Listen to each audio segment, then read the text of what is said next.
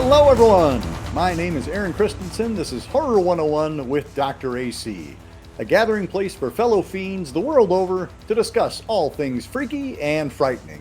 If you want to be part of the conversation, and I hope you do, I invite you to like this video, subscribe to the channel, maybe go back and check out some of our previous episodes, leave a comment, and most importantly, let us know the fright flicks you'd like to discuss in the future. That kind of connection is exactly what we're looking for, and it really does make a difference.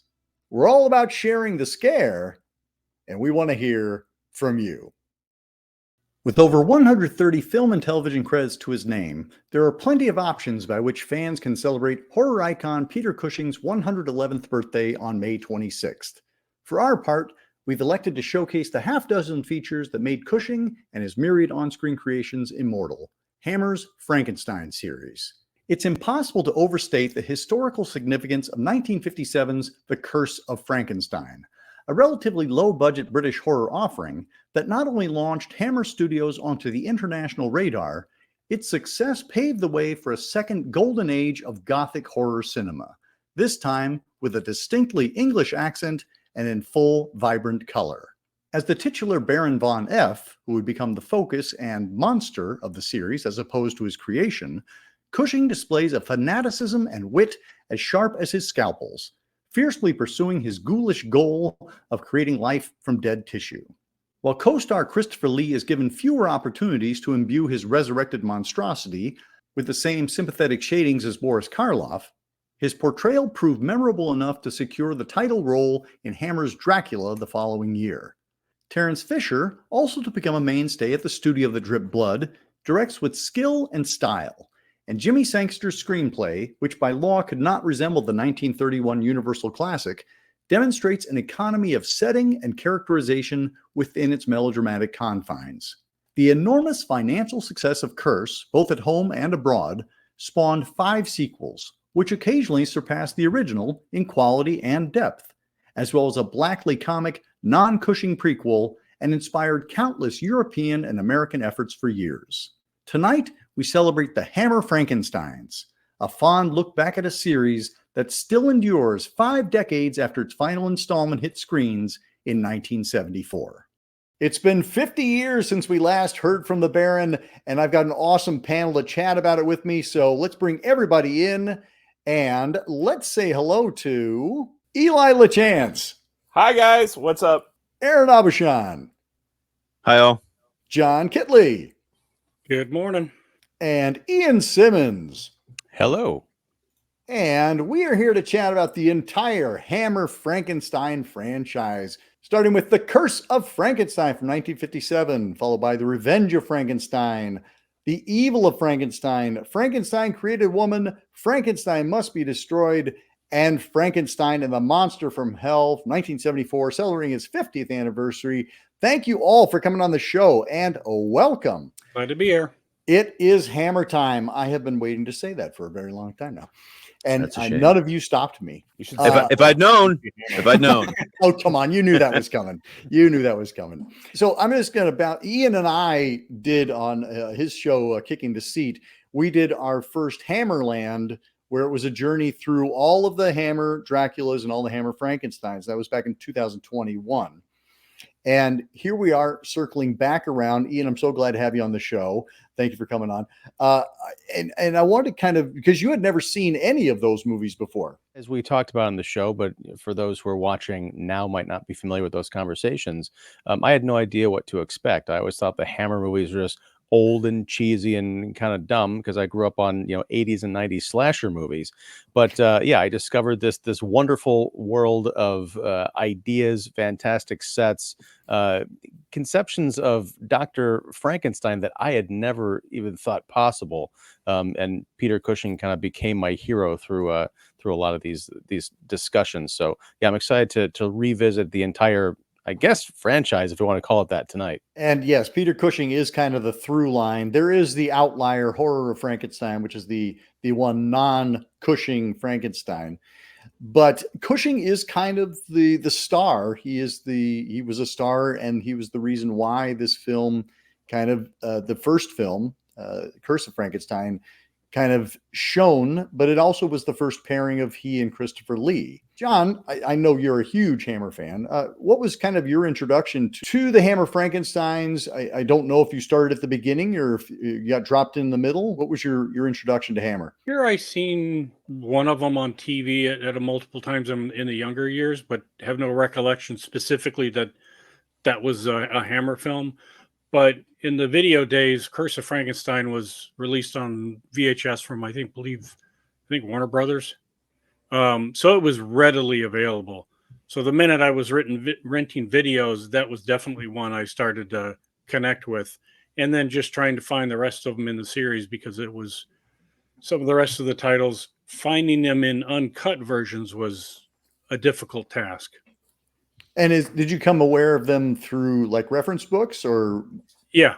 Once you learn that Hammer's the studio and all their lineage, then you start checking the list off. Okay, there's all these films, got to see those. And again, that was back when you were taking years to find a copy. First you had a TV print, and then you would move to an actual theatrical print, and then, well, that one's cut, so I got to get a print from the Japanese version because that's completely uncut, but it's in PAL, so it's actually a shorter running time than the other. Yeah, it's a nightmare. Aaron, how about you? There's a lot of ways to go at this. So the first thing I'll say is that the 1931 James Whale Frankenstein is one of the most important films of my entire life. And I'll also say that my entire life I've spent sort of looking around in old dusty bookstores. And when I was a kid, that looking around in old dusty bookstores meant that I got to connect with a lot of old monster magazines that were available in piles for 10 cents a piece with the covers ripped off. And so I had been introduced to Curse of Frankenstein through those things. And I'm sure that was the first one that I saw. And I was very dismissive of it when I first saw it as a kid. From 7 or 8 years old, somewhere in that neighborhood, that's when I would have been sort of at the high water mark of beginning that search. And somewhere in there, I found out about it. And somewhere in there is probably where I saw it for the first time. And because it went so far afield of what I thought was sort of canon, didn't know anything about why, but I just knew that it wasn't the 31 Frankenstein. I dismissed it for years. And for a long time, I thought that Hammer stuff just isn't for me. Like as a kid, like kind of as you said, Ian, as a kid growing up in the 80s, watching a lot of horror films, it didn't seem particularly necessary for me to revisit it. And I don't know that I did until my 20s. And then I did revisit it at some point when I was fully a grown up, and I was like, wow, I was wrong. And the Hammer films have since become, first of all, I have a deep abiding interest in the fandom aspect of horror in general. And so I don't think we would be sitting here having any of these conversations. I don't think you'd have a show, AC. I don't think John and I would have Discover the Horror. I don't think the horror fandom would exist without a number of things: Famous Monsters of Filmland, the Shock Theater package, and Hammer Films bringing gothic horror back to theaters. And it all starts with Curse of Frankenstein. Eli, how about you? I know you had a conversation earlier thanks to your shirt. Yeah. I'm a big Hammer fan, kind of a recent fan, actually. Hammer films occupy a special place in my mind because I've always been a horror fan. It's like the one thing me and my dad have in common, the one thing me and my uncle have in common. We like horror, we like monsters. So horror has always been a big deal to me. I've always been a student of the genre, and I sort of fell out of that when I was in college. And so I finished college in 2017, my first degree. And I was kind of floating a little bit lost, and I started getting back into movies, and they sort of saved me. And I started with the Christopher Lee Dracula films.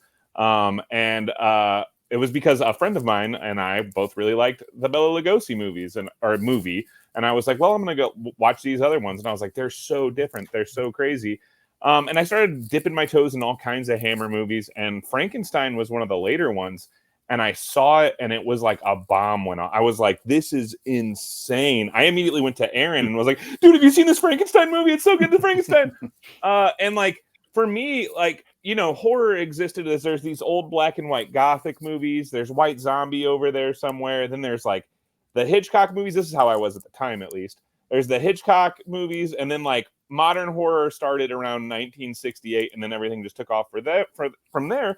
So for me, finding like the Hammer Frankenstein, specifically also the Hammer Dracula, but not until like the later vampire movies, but the Hammer Frankenstein really was like finding like the missing link. It was like, this is why all of that shit existed. This is what brought about like the Grindhouse movies. This is what like brought about exploitation, and it's all goes back to Terence Fisher and this sort of weird religious propaganda that could get a little sexy without offending the censors. So yeah, I love Hammer, especially Frankenstein. Aaron alluded a little bit to the idea of this was not the universal Frankenstein, and it's a very different spin on it. Do you want to talk a little bit about that? So Hammer had been around since the late 30s, usually making film adaptations of radio plays or radio serials. So when they wanted to do Frankenstein, the minute that was announced, Universal immediately had their lawyers waiting with lawsuits against them if they were infringing on their copyright issues. So Jimmy Sankster, the one that wrote it, was given the task of staying away from anything that could be interpreted as an infringement. So what his idea was is instead of the focus on the monster or the creature, focus on the scientist, on the Baron. And this is how really the paths separate from Universal and Hammer, is because it is always about the Baron and his exploits in his mad science and his creatures. And Cushing does an unbelievable job of showing someone that is driven to make that progress, but is also one of the biggest pricks in science, where he is completely immoral in his decisions. He does not care about people. It's all about the pursuit of science. So you have to give him a little bit of credit of that drive, but then, yeah, he's a sociopath.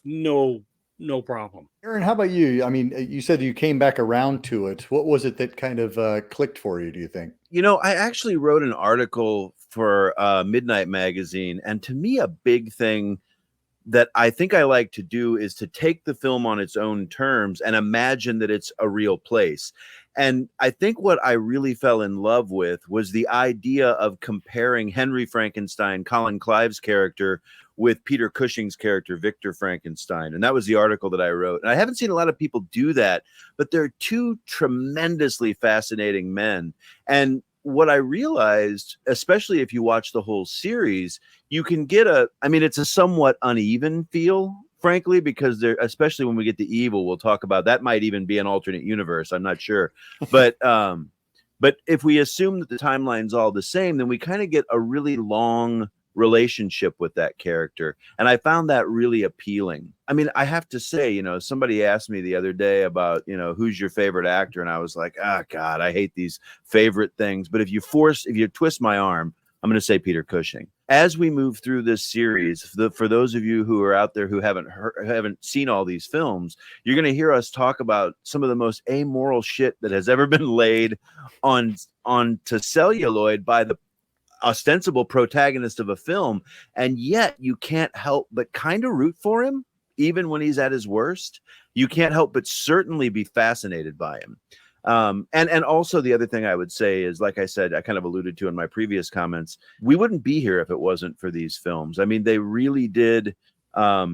They existed from the beginning of the Monster Kid movement, basically till its end in 74. We always look at the end of the Monster Kid era as being when Star Wars comes out, basically, and throws horror off the map for a few years. And so these Frankenstein films bookend that Monster Kid thing. And I just think without them, horror literally wouldn't be what it is. I teach a class about horror, and a bunch of my students, the first time I taught it, made this podcast about how unfair it was of me to force them to watch this dull plotting film. And I was like, you guys, I mean, I hate to say this, but you just don't get it. One of the things that made Hammer's Frankenstein special is that it was in color, right? That was the first time we'd had a Frankenstein in color, and they went hardcore. They went big, bright, bold Eastman color. We had lots of blood. We had lots of, plunging necklines. Like, it really went and leaned into, this is a movie, not TV, folks. And that was with Curse of Frankenstein. John, go ahead and kick us off with that one. Well, in the beginning, he's a young teenager that is, his parents have passed away. So he gets a tutor that teaches him all. They go through their science and all this stuff, and he becomes fascinated in the medical science. So then when he gets older, he's Peter Cushing starts to play him, and it's always about the pursuit of the unknown and to create life.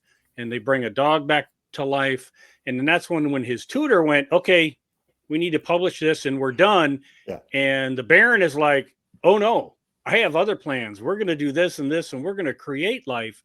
And his tutor's like, fuck that, I'm out of here. You're nuts. And Cushing goes on to do it on his own. It is focused on Cushing, on the Baron's exploits. And again, as I mentioned before, he doesn't see the right or wrong of killing somebody. He kills an old professor to use his brain, doesn't even think twice about it because it's all about his creation. Christopher Lee plays the creature, which is very similar to Karloff's as far as he's mute, and he does a lot of acting just through his motions and his facial expressions, but he's also very terrifying. And if we all know the original 31 version of the introduction of the creature, when he comes slowly through the door and turns around and there's those cuts to his face, it's the striking image. Hammer does that by a quick zoom. It's in color, as you mentioned. The makeup is more realistic, in my opinion, of a cadaver that's been brought back to life. He still looks like a normal person, other than he looks like he's been run over by a car. But his sheer presence is very terrifying. Lee is a very tall actor. He's a big, imposing figure. So the rest of the plot is him creating this creature. It gets killed. He brings it back again.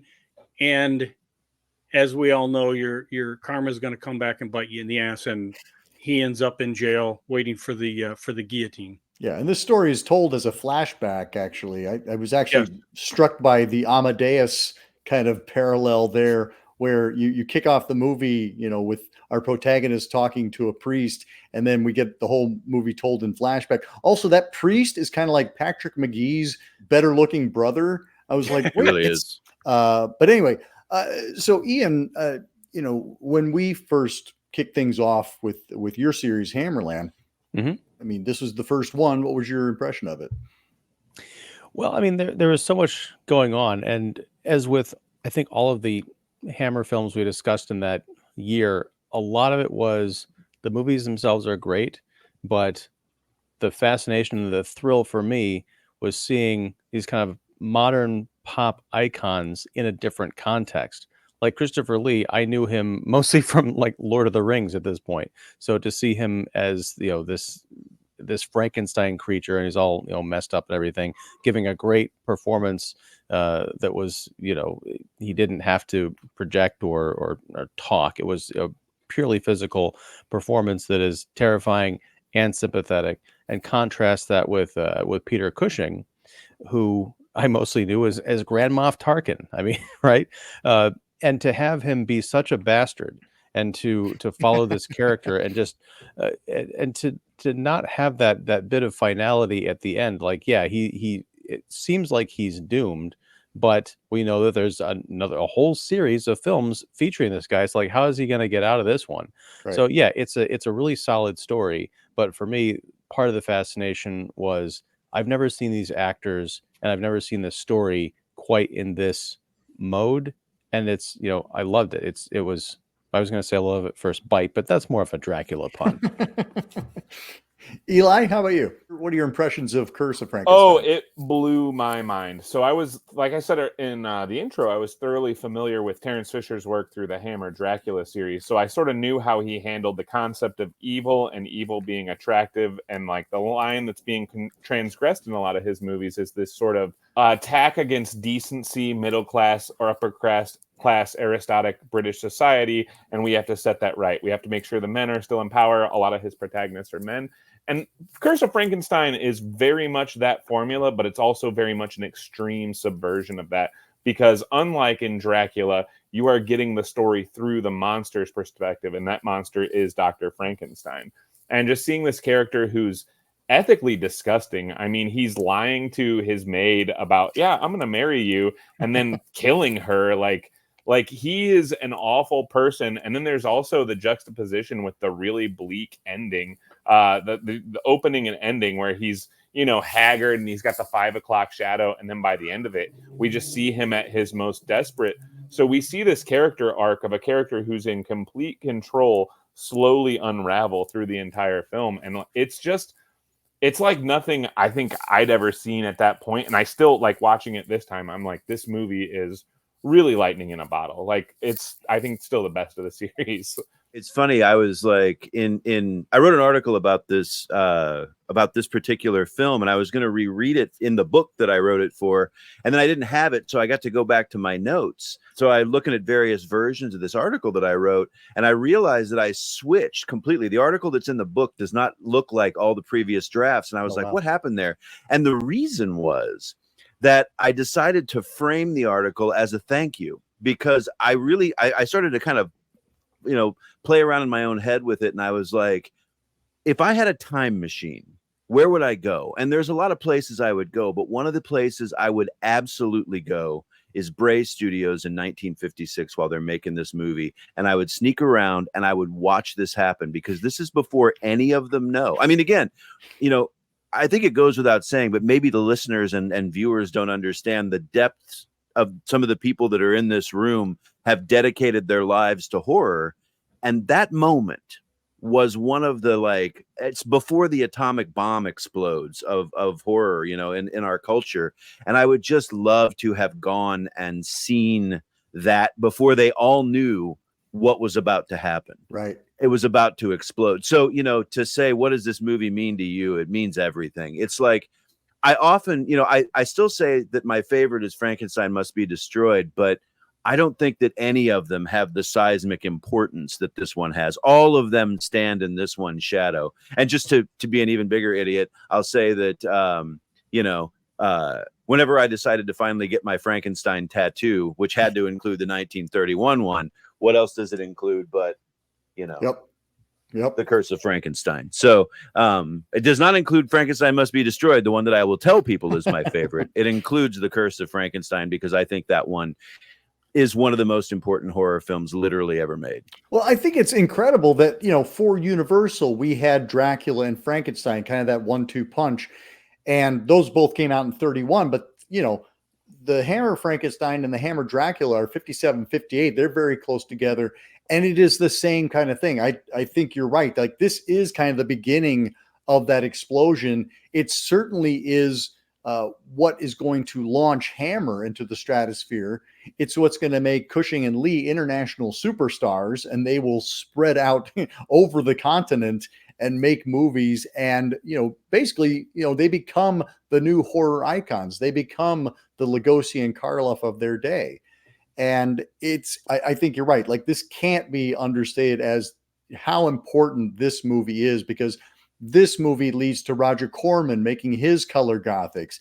It leads to the Italians. It's like, it really is. This movie is so significant. And I'm really, I'm thrilled that we're able to talk about it, but also that we're looking at the entire arc of this series, because it does, as Hammer starts to flag, we see them consistently bringing back Dracula, bringing back Frankenstein to kind of keep the pump primed. We should also talk about, we've talked about Lee and Cushing, but we should also talk about the other actors in this piece.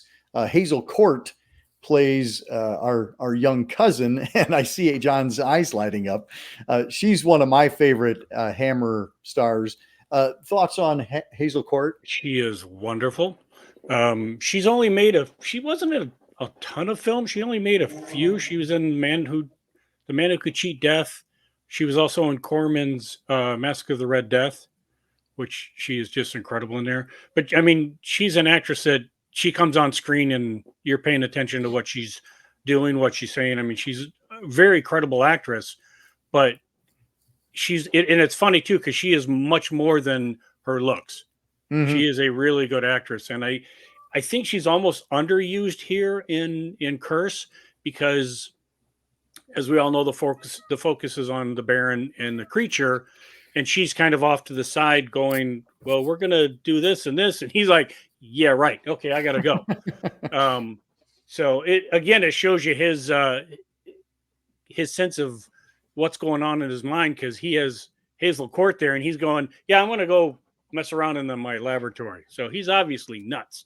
My favorite role of hers is in The Raven, with opposite with everybody. Exactly. Vincent Price, Peter Lorre, Jack Nicholson, Boris Karloff. She honestly isn't given a lot to do in this film, but she does what she's given admirably. Well, and it's almost by design, right? Like she is part of the furniture because that's how the Baron treats her. Yeah. But I think she is able to rise above that just through her sheer chops and presence as an actress. And then as the tutor, we have Robert Urquhart as Paul Krimpa. And I think he does a really nice job as well. Like, I think he is the appropriately wet blanket to Baron Frankenstein's exploits. But he's also the moral compass here that Cushing, or the Baron, immediately goes, no, you're wrong. We have to keep going. We have to go farther to answer these questions.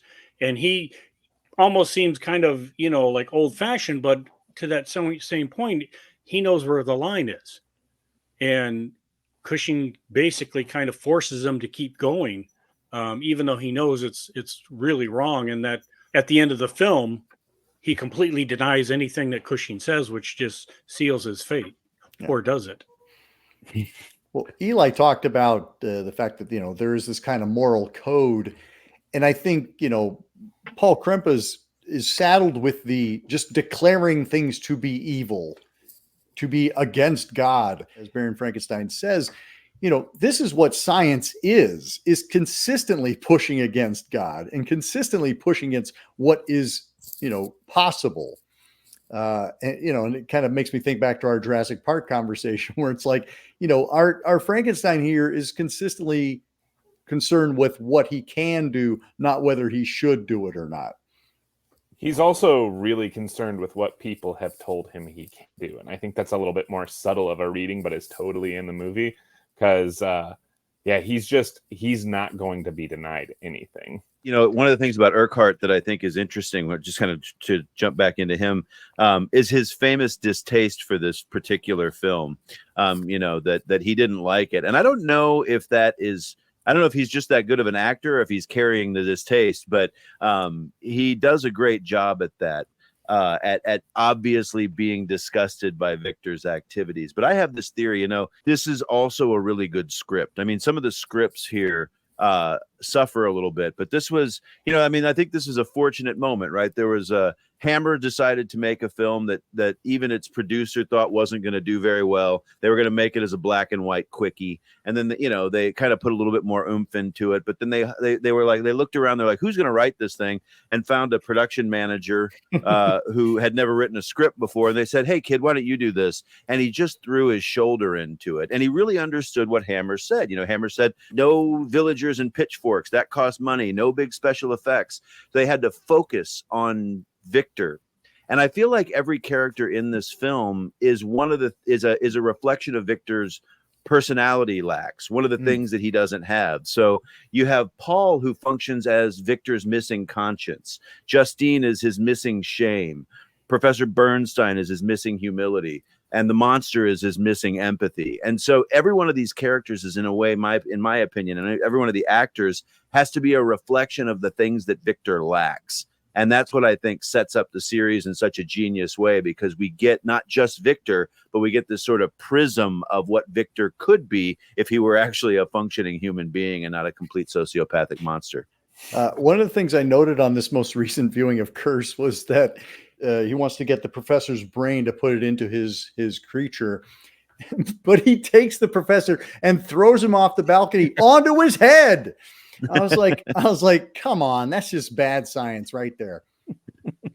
Fun piece of trivia. Did you guys, I'm sure most people here know it, but that scene, actually, the stunt man actually was, he missed the pad. That was just, so he fell off of a stairway onto a pad. That's how they did it in those days. Right. And he fell onto his face and missed the pad. So his name's Jock something or another. I can't think of his last name. Jock. I can't remember. That's okay. He can't remember his last name. Easton. Either. Jock Easton. And he fell on his face for that scene. Yeah. Thank that you is commitment. Exactly. Yeah. Any other thoughts on Curse before we move forward into the series?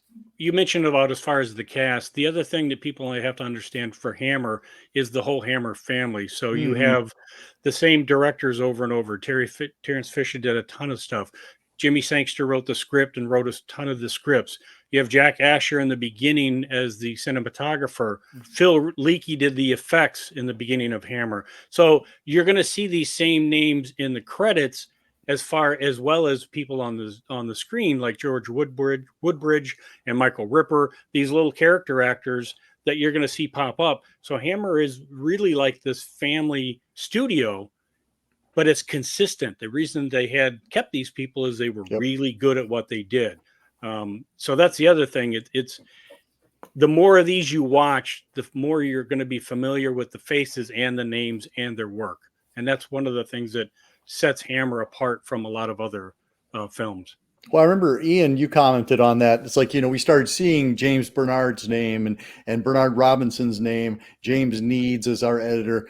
It becomes that sense of, I know what I'm in for. And you feel like you're part of the club. Yeah. I mean, there are certain people that we look out for in modern day, audiences, big kind of brand names. Oh, this is a Spielberg picture, or this is a Tarantino or something. So you kind of know what you're getting. So even in, when we went beyond the original Hammerland series, we've done 3 years, 4 years worth of shows now. To see some of these names pop up in these kind of off-brand, by that I mean like not Frankenstein, not Dracula productions, like, oh, I'm in for a good time. So John brought up Jack Asher, and I think that there's an interesting little bit of tension here between Terence Fisher's directing style and Jack Asher's cinematography style. And I think you see it play out. And it's actually really nice if you can kind of pay attention to it, because Fisher's really stagey. He really, really wants to shoot everybody kind of in medium shots, let people move in front of the camera, let the mise-en-scene kind of be what dictates how people participate in the film, let people look around a lot. And so for the first half of this film, it's very static shots, a lot of just, when we see the laboratory, we see the whole thing, and it's kind of up to you to kind of figure out what's going on in the laboratory. And then later, whenever the servant girl is kind of making her way into the laboratory for the first time, she's lived there for however long she has. She's intimate with the Baron, but she doesn't know the space. And we get sort of this Jack Asher view of it, where the camera roves along with her, and there's these little expressionistic tinkles of light laid everywhere. And there's this beautiful shot at the end of it where there's a set of bars on the window, and there's just like one little green thing kind of framed in the bars. It's like a perfect metaphor for, how the life is kind of kept locked away. And I just think that Asher's work in this is gorgeous. And I think that maybe I shouldn't say he doesn't get talked about enough, because, if you could lay all the words that have been spoken about this film end to end, you'd put them to, they go from here to Pluto. But I'm sure Jack Asher gets talked about a lot, but he does a really amazing thing in here. And I think that, like I said, that tension between Fisher's directorial style and Asher's sort of visual style creates a really nice little bit of tension, a little conversation visually. Well, right. And I mean, like, Jack Asher's not a household name, in any sense of the word. I mean, like Arthur Grant, like all these people who did who kind of gave it the Hammer look, they don't get talked about in the same breath as, say, a Terence Fisher or a Freddie Francis. Let's jet ahead to Revenge of Frankenstein, which came out the following year. And it continues our doomed Baron's story because, at the end of Curse of Frankenstein, we think, well, there he is being marched off to the gallows. That's the end of that. But they're like, wait, it made a lot of money in true studio fashion. They're like, well, let's bring that back. They're at least creative about it, I think. And it's funny. It's one of those things where your screenwriter is given a task to write a movie, and then they end it thinking that's it. And then they come back and go, yeah, we need a sequel. You're like, well, he died. Did he, though? Did you see him die? So the Revenge of Frankenstein literally starts at the end of Curse of Frankenstein, where we see him go to the gallows, or not the gallows, the guillotine. And all of a sudden something happens, and he's now in a different part of the country, a different name. He's a doctor and still up to the same old shit that he's doing. He's working at a hospital for the poor. he immediately has that confrontations with the official doctors because he's doing it for free, and they're like, "Whoa, you can't be doing that. These are poor people. You need to, let them die." It's a nice change, but then when you realize that the reason he's doing that is all for his part of the plan to create another being, a human. This time from parts, from scratch, a completely new human body or person. So again, the exploits go from there. Francis Matthew plays his assistant who discovers who he really is, but then still wants to learn from him. So they create the character from that helped him survive the guillotine as a deformed hunchback with a bad hand, said that he would help him if he gave him a new body. So that was the whole plot. He's building a new body. Of course, the Baron, being who he is, went, "Yeah, whatever. I know I said that, but I'm going to keep doing this." So he ends up transplanting his brain in there. And apparently, if your brain is bad or has physical deformities, it'll happen in the new body. So things start to change. And again, the Baron's exploits don't turn out the way they're supposed to. And it all ends up in a nice, neat package until the next film. He's also very popular with his female patients, I think, because they see him as perhaps an eligible bachelor or something like. But apparently, he's paying the bill somehow. Yeah, this movie answers the question: what if Frankenstein was horny, and what if the chicks dig it? See, I don't see that though. I see him doing everything for the end result. If he's doing that, it's to manipulate people or for a different reason. Although there is that one scene where she's like, "You used your ear before, when my mom wasn't here." Come on, Frank, lay your head across my bosom. Because it's clear that all the moms are looking to have their daughter end up being Mrs. Stein. Yeah, I was about to say, for a genius, he is really bad at coming up with pseudonyms. Yeah. I think we get Dr. Victor, we get Dr. Stein, Dr. Frank. It's like Dr. Frank, now. yeah. Yeah, but Dr. it's for the C, yeah. It's a CK. Come on, this is before internet. You can't do Google search on doctors. There's no WebMD. People aren't going to know. And that's later, Dr. David Banner will take his cue from all this in the 1970s. I was just going to say that's one of the fun things about this series. He keeps popping up in these different places and barely using much of a pseudonym, and it helps to the audience cast their mind back to, oh yes, this is life was much different than it is today. Things weren't so interconnected, and so if someone does suss out your identity, it can lead to some big trouble.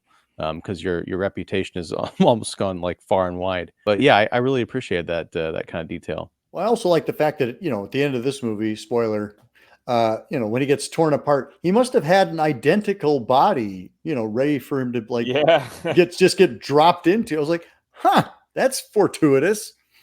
He did. They show it briefly. But I think this film is really important because it sets up. I think in a couple of ways it sets up the rest of the films. Number one, it begins that sort of tension where we think, is he becoming altruistic? And then you're like, maybe kind of, but not really, so there's that. And then there's also the Paul Krempe replacement characters, and so this is the first film where we got Dr. Hans Cleve, who is this character. I mean, we have this character in every one of the films going forward, where it's like he always needs some younger understudy. He's never okay with doing it by himself, and he usually says, "Oh, I need an extra pair of hands to throw this lever over here." But in a lot of films, he's already got like a hulking monster running around in the background that he did fine making by himself, or enlisting the help of his mute aide, or what, like somebody who's not like a physician. He wants to have a doctor understudy. He wants the relationship he had with Paul, but he wants to be able to control it. And so it adds that like really important element of like, he's a lonely guy and he wants somebody who can talk at his level, but he very rarely finds that person except in whoever he can control. I also like the fact that we have a little like stunt here where we have the eyes in one tank and we have the hand in another tank. And it's like just watching those little eyes on a stick, moving back and forth and going, oh no, get away from, that made me smile. Well, just going back to that point about, having an assistant in each one of those movies. I mean, it's it's great for a plot device, because if he's just doing everything by himself, it's just a guy in a lab trying to kind of avoid the authorities. Giving someone to bounce off of and have those kind of conversations really gives us insight into how depraved this guy is, and how either altruistic or burgeoningly depraved the assistant is. Are they on board with this plan? Do they want to also unlock the secrets of life, or they're like, well, we got to keep an eye on this guy because he's he's a maniac and he's up to no good. But yeah, it's just one of those things that really helps out the screenplay, but it doesn't feel like it's forced in there. It's different every time, which is something I appreciate. I don't think the assistants, they know of his reputation, but technically a lot of the stuff is not known to the public of what he is really doing. So I think they're going into it thinking I can learn a lot from this guy. And then they slowly start to see the real Baron and going, much to like Paul Crimp in the first one, maybe this wasn't the smartest idea. Maybe I should be going to the right instead of the left here, because this guy's a goofball. That's funny. That's totally true. But the assistant in this one, I think this is the only one where the relationship with the assistant isn't strained at all by the end of it. They're like walking off to do more mad science, right? Like he's like, you did a great job with this scar. Let's go get some chicks, man. Yeah, exactly. Like, I mean, yeah, they're totally like, they're bros. He plays wingman, and then they go steal bodies when they're not out getting a night on the town. And I think that it's interesting that like this is the most ethically neutral, and like I will say, like, he's stealing the healthy limbs of poor people in this movie, despite their better knowledge. So like he's still really unethical, but he comes out a little ahead here than he does in any of the other ones. Yeah, like at the end, whenever he does get torn apart, you're like, you ungrateful bastards. He was taking care of you, well, he was stealing there was a price being extracted. I think we all would have lost an arm by now. I think the tattoo, right? He steals the arm just because it's got a tattoo. He's like, oh, it's no good. And they don't know any better, right? Like, I don't know, if my doctor told me I needed an arm amputated, I'd be like, are you sure, man? Well, the other important thing is this is the movie that begins the cavalcade of Hans and Carl. Every damn one of these things has a Hans, Carl, or both, Well, when you're there's like there's a weird Hammer obsession with the name Carl, which some people have read into like a critique on communism, and it seems a little stretch to me, but. Well, can we talk about Carl really quick? Because Michael Gwynn is our monster here, and we will have a monster in each of the films. It'll be a different monster. But Michael Gwynn, he's in a new body, and then there is that slow deterioration of him reverting back to his former self. I think he does a really nice job. Yeah, I really like his performance is great, especially with all of the salivation and like he gets. But like that ties into the cannibalism thing that's sort of set up in this movie and not really like explored too much because the censors might get a little touchy. But they established that like they have a chimpanzee that was given the brain of orangutan, and it went insane because they didn't treat it right and started eating its mate. Which is pretty cool. And I love how Frankenstein responds to that. He's like, well, he was fine afterwards, or whatever. And they just have a chimpanzee in the lab eating massive hunks of raw meat, which alone is terrifying. But yeah, I think the characters sort of like when it first happens, you can see the recognition on his face the first time he has a violent impulse, because they establish thoroughly that he is the one who feeds the chimpanzee, so he knows the chimpanzee went insane and the same thing could happen to him. Yep. And he doesn't expect to be attacked. Like he's sort of a victim of his own desire and circumstance in that way. And so like he knows that like, oh, I'm going feral, I need to find the doc. He's sort of becoming the monster and can't stop it. I think that element of his character is one of the more interesting creatures we get in the series. Well, correct me if I'm wrong, but the Hunchback, Oscar Quiddick, that's Carl. But then when he gets his brain put into the new body, then that becomes the new Carl. Correct? Right. Yeah, sorry. Yeah, okay. Because he doesn't get a new name. Right. It's a new body, but not a new name. But I know that Jimmy Sangster said when he was going to write this, the thought he was trying to think of something that would be terrifying to himself, and the whole aspect of cannibalism he always thought was terrifying. So he incorporated that into Eli's points of with the monkeys, which again, you're sitting there going, how does that work again? But I do think that Michael Gwynn, who is another Hammer face that you will see in multiple films, I do think he did a great job mimicking the Hunchback in his physical form as he started to deteriorate in his mind with the bad hand and the drooling and stuff. So kudos to Michael Gwynn for that, because again, another smaller role, but a very talented actor. Well, we also have Richard Wordsworth, right, as the assistant who's helping out in the poor hospital, and he, played Victor Caroon in one of Hammer's first big hits, Quatermass Experiment. Yep, and then you also have Michael Ripper making his first appearance in a Hammer Frankenstein film.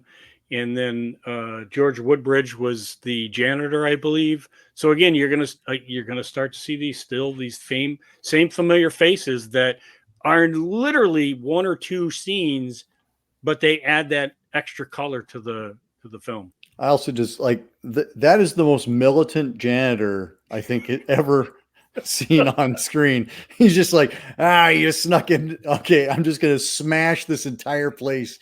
That's one of my favorite scenes, though, just for pure emotional fulfillment. I love that if, it's the Incredible Hulk moment where all of a sudden he's like, oh no, I am a monster and it's time to monster out. You're like, yes, I love the transformation into the monster moment so much.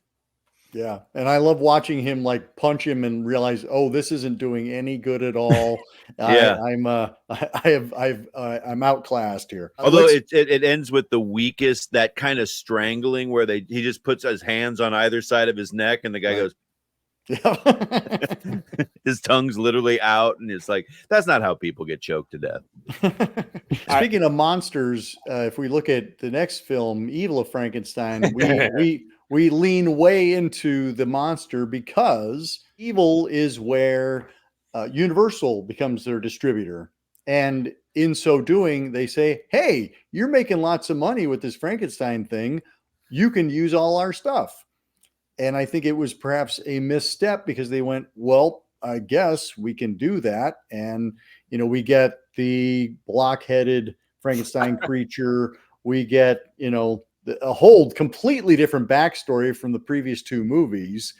There's a whole lot of things that are following that 1931 template, but then we get something exciting and new in terms of this kind of hypnosis angle. Eli, any thoughts on Evil of Frankenstein? I know it is the most maligned of the series. Do you share that sentiment? I do. I don't dislike this movie. I think the opening is really strong. I think the establishment of Dr. Frankenstein, in this one, he sort of becomes an anti-hero that's pushing back against corrupt authority, which is sort of like heavy and a little bit more in the gray area than you'd be used to from a Hammer movie, and you definitely grayer than you'd get from a Terence Fisher movie of this time. But this was my first time watching this one. I hadn't seen this one before. And as it started, I texted Aaron Abashan over here and said, dude, this Frankenstein looks like Slipknot. Because the makeup is so horrible that I don't want to turn this into like Mystery Science Theater, but like the makeup really does look like a green mask that you'd see in Slipknot, like a green version of that mask. It's not bad. It's not my favorite. And the monster is a mean drunk. I just like the kind of the goofiness of it, of Frankenstein being like out among the people. There's like that whole kind of like carnival villager aspect of it to it. It's there's not as much. Yeah, they're just out in the kind of the countryside. It's very daylight, bright out all the time. Yeah, it's a strange picture, but I like that it might be the Friday the 13th. Take a shot, everyone. A new beginning of the series, but I appreciate that kind of quirkiness of it. Yeah, it's kind of like a crossover episode, like Frankenstein meets Dr. Caligari, right? Like the liquor cabinet of Dr. Caligari. It really does show the influence of Universal, because the whole, like you just said, the circus, the village, that's all like the old Universal films. I mean, The they find a character- monster in ice. Yeah, I Right? mean, yeah. After a fight with a werewolf. No, different movie. And now this is the first one that's directed by Freddie Francis, not Terence Fisher.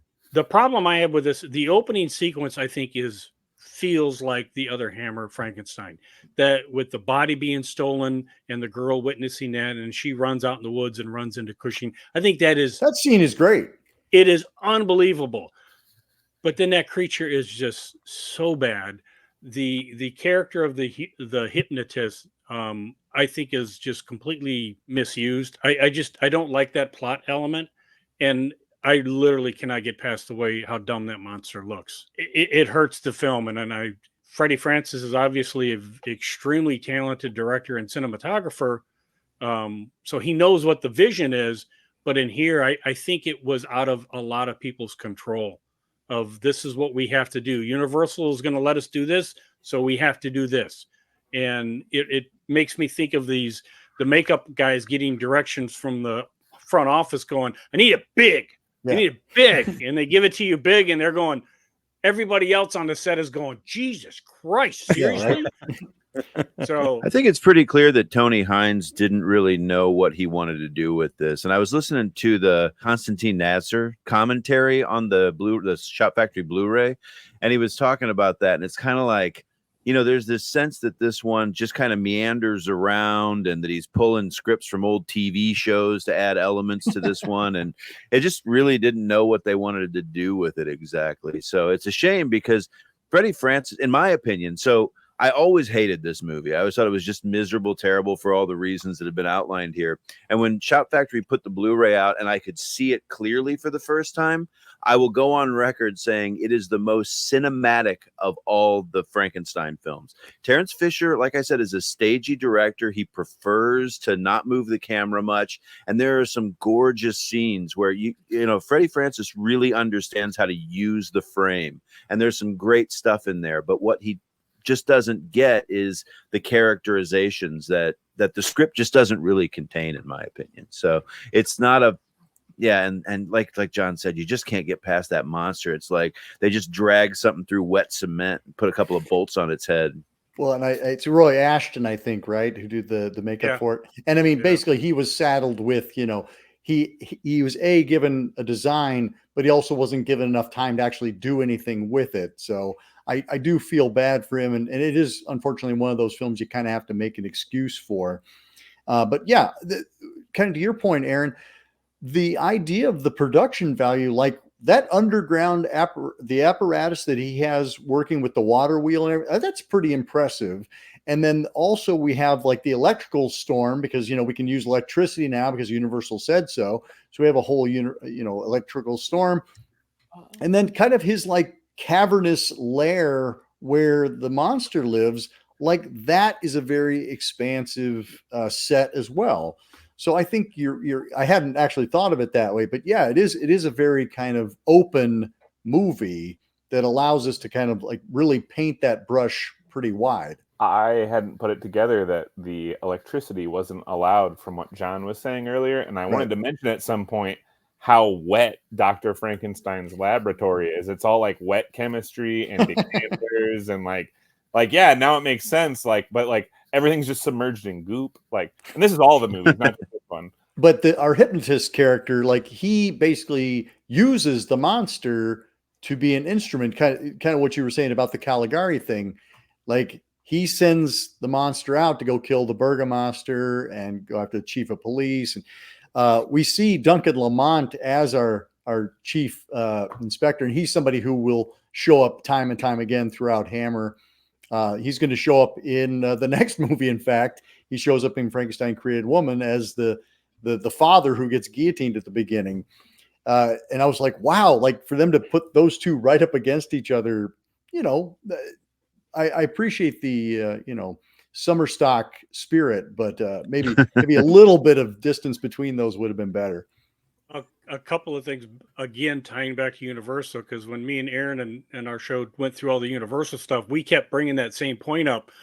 Here's Lionel Atwill as the Burgermeister. Here he is this. Here he is the mayor. I mean, literally in the next entry, people are completely different characters.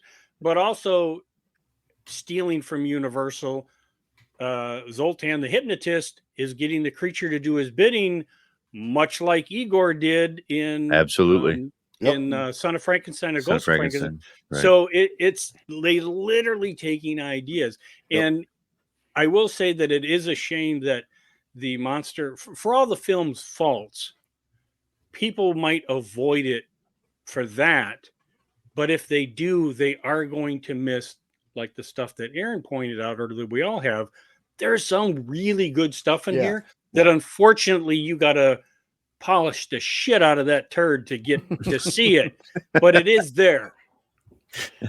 Well, and this continues our what will become a trend in these movies is we have a female character in there who's awful pretty and doesn't get to do a damn thing. Yeah. Like Katie Wilde as our beggar girl is just there to be, well, we need to have somebody in there. We need to have a woman for the monster to relate to.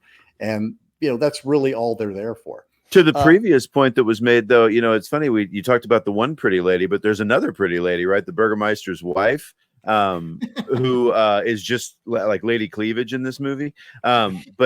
But there's this moment, and they talk about it in the commentary. What's actually in the script is nothing, but the way that she chose to play it is when Baron Frankenstein closes the door and starts to shimmy out the window, her response is to look kind of aroused. So it goes back to that kind of like series spanning notion of like, even whenever he's kind of an old lady by the end of the series, he kind of looks like an old lady. But even by then, he's still kind of commanding the ladies. He's still got some sort of a charm and charisma that Dr. Victor Frankenstein has. That James Bond pull. This movie also ends with kind of a seemingly decisive end to our Frankenstein, because like we have a Halloween 2 style explosion of that laboratory. And I'm like, he comes walking out of that. Okay. But apparently he does, because he showed up 2 years later or 3 years later in Frankenstein Created Woman. And, his hands are a little damaged, apparently, much like Dr. Loomis from Halloween 2. He's like, yeah, I got a little limp now, but I'm all right. Frankenstein Created Woman. I know, Eli, that is one of your favorites, if not the favorite. So please, and I think you have the shirt for it. I got a Frankenstein Created Woman shirt right now. It is my second favorite because my favorite is the very first one. But this is a very close second. This movie is really interesting to me. Do you want me to do the... have at it. All right. So we start out with a callback to the final shot and first shot. Final shot of Curse of Frankenstein. The first shot of Revenge of Frankenstein with the guillotine. And then we are sort of set up in this scenario where there's a man who's about to be guillotined, and he's sort of belligerent and drunk and very jovial. He doesn't seem to care about his life at all. And then we're presented with, they get ready to put him in the stock to lop his head off. And he says, no, you can't do it right now, because he sees his son in the distance. And that son, that moment is, I think that is like the best cold open in the whole series. Like that moment is so tense, so charged and emotional. And it's sort of the kind of scenario I would say viewers would expect from this entire movie. So that little boy who watches his father get guillotined grows up to be an unrespected member of the community, working for a sort of drunkard who is working with Dr. Frankenstein. And because this guy is the son of a murderer, he is disliked by all and sort of dismissed by everyone except for a tavern keeper's young daughter who is disfigured. And he loves her very much. She loves him. And so he's helping Dr. Frankenstein with his experiments. And this one's also really weird because there's some like Dr. Frankenstein has some ideas about the soul, which is a really big departure for his character. But he's also trying to prove these ideas with science. So he's discovered he can isolate the soul. They celebrate I guess they celebrate killing Dr. Frankenstein and bringing him back from the dead, which is a really weird moment. And they send the young kid out to get some booze. He gets in a fight with some like asshole rich guys. I want to cut it short and just say, in a roundabout way, he ends up dead. His lover ends up killing herself. And Dr. Frankenstein ends up with both bodies. And decides to put one soul into the other and fix her affliction. So what we end up with as the creature is one of the most gorgeous women in the entire Frankenstein series, and she uses her charming looks to lure her and her lovers' boyfriends in to hack them up with a meat cleaver, and it's just awesome. It is a very strange movie, and we'll talk about it more. But that's That was lovely. Thank you. Thoughts on Frankenstein created woman? For the longest time, outside of Evil, for obvious what we just discussed, this one was always my least favorite. Only because the plot line veers off into a completely different direction than the typical Frankenstein themes. But again, the more you watch these films, you see other elements to it, or you see parts of it that are really good. The elements of how twisted the Baron is, when you realize what he's doing in this one, is just, again, batshit crazy. And it's completely different. So you have to give them credit for coming up with a completely off the wall original idea of a soul transfer. There's nothing more terrifying than a very beautiful woman with a big freaking cleaver. And again, it's these plot elements of out for revenge. They're using this creature for revenge. And granted, the people that are being dismissed, they deserved it. I mean, they are a bunch of pricks. Yep. But again, with Hammer, you have Thorley Walters is one of my favorite character actors from Hammer, usually playing a kind of a bumbling character, which he does in here.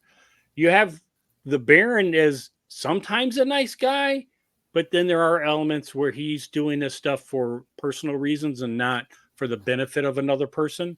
Right. So the old Baron is still there. Terence Fisher is back.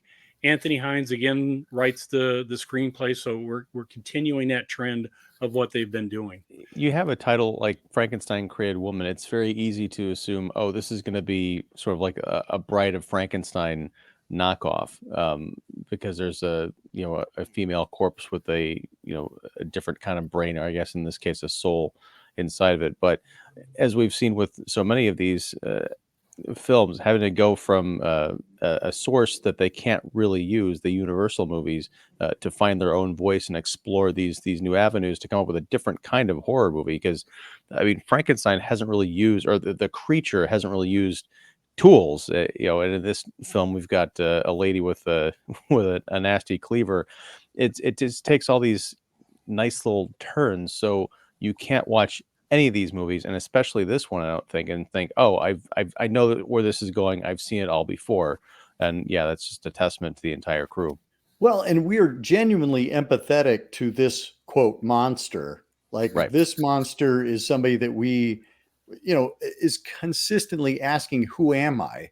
Like, is really confused as to how did I get here? Which is, I think, honestly, what makes it, in my opinion, one of the, I'm saying this subjectively. Now, I'm not saying that this is a statement of fact, but for me, one of the weakest entries in the series is because of that. It's because it loses its focus on Victor, and it focuses not exclusively, but Victor and his activity becomes the propellant for what happens to another character. It could be anybody. It doesn't really matter if it's Victor Frankenstein that allows this revenge story to kind of play out. And also, one of the things that I've always found a little bit strange about it is that Victor is a hard-nosed scientist, and he even kind of makes fun of atavistic metaphysics in the next film. But in this one, there's something that flies awfully close to metaphysics in this particular entry, and some people really think that's great. And I think in another movie, in another series, maybe I would have found it great, but because I really love that trajectory that Victor takes, that feels inauthentic to me on some levels. So again, it's like pizza. It doesn't matter what pizza it is. It's all good because it's pizza. This is a Hammer Frankenstein movie. I'd rather watch it than 100 other movies. But when I stack it next to the other ones, for me, it does seem like it has lost something that I think makes the other ones feel like they fit together more correctly. I would absolutely agree with you that it feels like a little bit of an outlier, but that's actually what I like about it, is that it doesn't feel like one more time around. It feels like we're going to try something different. And Frankenstein is still kind of integral to those machinations. It is his actions that allow this monster to run free. And there's something kind of great about watching this monster take out people that we genuinely dislike. You know, like they are the monsters, and we're actually watching, you know, his monster. So again, this is actually, I think, my second favorite in the series at this point. It has continued to grow in estimation. I think, like John, I was kind of like, you know, it's what, a beautiful woman. Like, okay, I guess. But you know, as I've, you know, as I've gotten away from the whole, you know, like I need my monsters to be monstrous, I like the fact that this does something completely different and gives me a different version of the Frankenstein story. Well, I mean, in relation to your comment about the metaphysics, I mean, I assume you're talking about the idea of the soul transference rather than Right. just like the brain. I mean, I think that's, if you look at what Victor Frankenstein is all about, he's trying to figure out essentially the seeds of life and creating it without, you know, the traditional methods.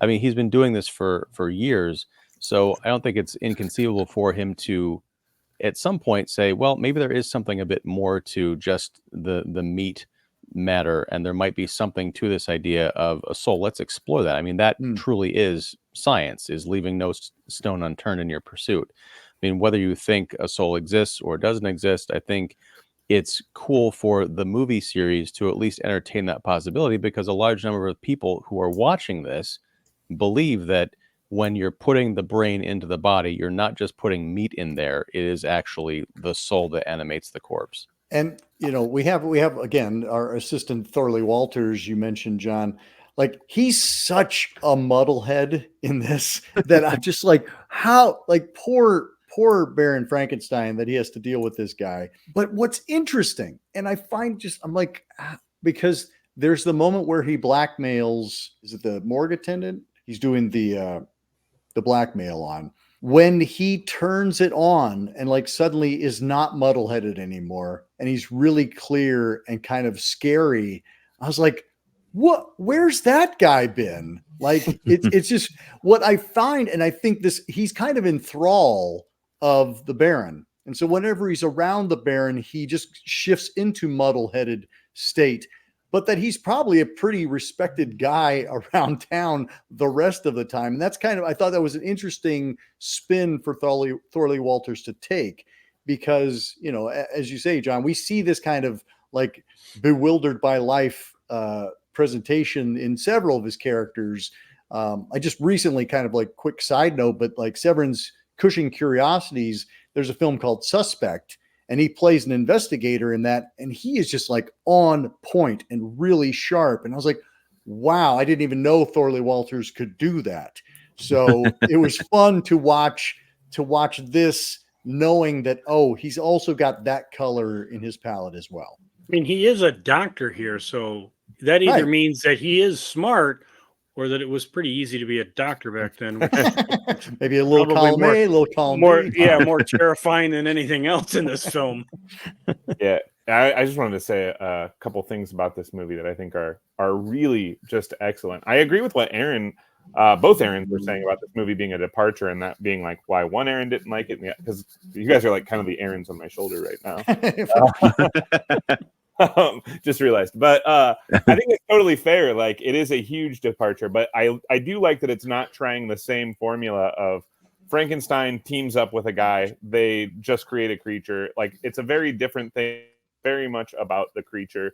And I think, like, editing wise, like, there are all these great jump cut moments where like we have one event lead into the next, which gives like the violence a little oomph without showing it. And sort of like really ratchets up the tension and disgust, and you really sort of get invested. I think the creature's story, the sympathetic story for the creature, really makes you root for it through everything going on, even after it's revealed that like she's carrying around a head of her dead boyfriend whose soul is like, you're like, but leave her alone, she's fine, like she deserves to kill these assholes. I think there's also like a lot of things we see here that we're not used to seeing in like, what year was this movie again? This is 67. 67. Like, we're not really used to seeing in horror films at this time that feel very proto slashery. I mean, like, the creature itself could fit like the modern, like, sort of, I don't know, we were in a group chat, we're talking about Carol Clover, but the sort of the like sort of gender bending monster or killer that you'd get from slasher films, and that's very much there. And there's some very queer readings of this movie too, which I don't think Terence Fisher would be very happy about. But that's fine. I think it's a great film. Like I think the way it's blocked is great. Like when the three punks walk into the tavern, how they spread out and each fill the entire frame. Take their own and, table, yeah. Yeah, like all that stuff. Really good, man. This is just such an interesting and like dynamic movie. Especially like coming after like Evil Of, like, oh my god. But, that's why everybody thinks it's positive. I love it. I think it's I could watch it again and again. Yeah. The next movie, which came along 2 years later, Frankenstein Must Be Destroyed, that was actually my introduction to the Hammer Frankensteins, because the TV guide showed a picture of Karloff as Frankenstein, and it said Frankenstein Must Be Destroyed. And I'm like, okay. So I tune in, and it is not Boris Karloff. And it is one of the most terrifying versions of Dr. Frankenstein. Like, he is the coldest, he's at his most sociopathic. And the ending of this movie just completely destroyed me, because I was like, what have I just seen? But Aaron, I know this is one of your favorites as well. As you mentioned earlier, you got the poster behind you. Tell us a little bit about why you like Frankenstein Must Be Destroyed as much as you do. Well, it's funny that you say that, because when I talk to people about it, I always say that it's the Empire Strikes Back of the series. And that's what happened to you. You saw Empire before you saw Star Wars. Yep. That's a strange way to go through that. I think that it is because we have explored so much of what the Doctor could be that it was finally time to take him to the depths. And this is 1969, and so the Doctor, the primary plot point here for folks who haven't seen it really is that the Doctor makes some bad decisions. Dr. Frankenstein makes some bad decisions again, gets caught, has to abscond to a boarding house where he's that's run by this woman Anna, and her husband, or her fiance, I guess. Are they married? I don't even remember. Anyway, her significant other, Carl, is a doctor at an asylum who's also been stealing cocaine because Anna's mother is sick, and he's been selling the cocaine to be able to sort of create some extra income for the family, and for the mother specifically, so that she can get treatment. But this is at a time, like 1969, we're talking about Easy Rider, a movie about cocaine, funding a trip across the country. We're talking about a time where Keith Richards was on trial, and we weren't really sure whether he was going to make it out of a major drug bust that he had undergone. So this is a really kind of countercultural film as well, while still being completely glued into the Gothics.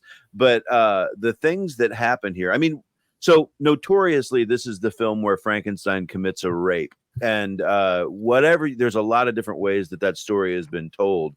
But even without that piece of the puzzle, because people talk about that like it's the worst thing that happens, not the fact that the woman that he rapes, he later murders because he's mad at her. Right.